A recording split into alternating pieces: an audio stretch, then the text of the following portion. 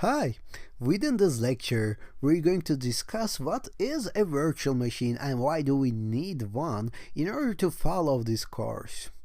So we're going to work with different kind of operating systems within this course. For example, we can use a Kali Linux, which is a Linux version, a Linux distribution, which we will see in a couple of minutes. Okay, and in order to do that, you can either delete your own operating system from your own computer and install the other operating system that you may want to use as a main operating system, or you can run it virtually using a software called VirtualBox, for example.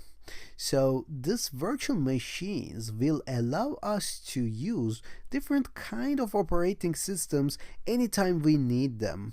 For example, by using virtual machines, we can use Linux, we can use Windows or other operating systems virtually in our own machine whenever it's needed.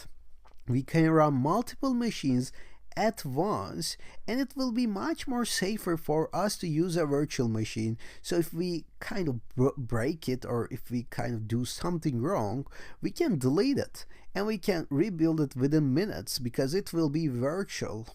So it's recoverable. We can go back to any state that we want anytime we want.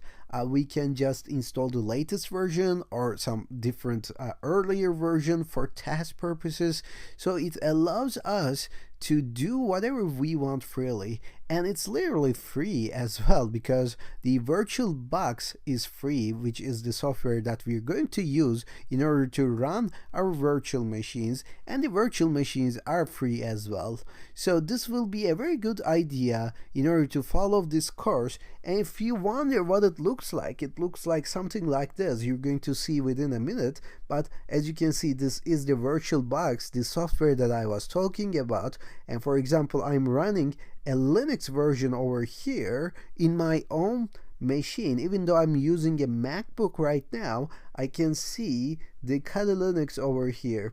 So this is what you're going to do with virtual machines. And within the next lecture, we're going to see how we can install this VirtualBox and the other stuff, and how we can do the settings for them in order to run them efficiently on our own host computers.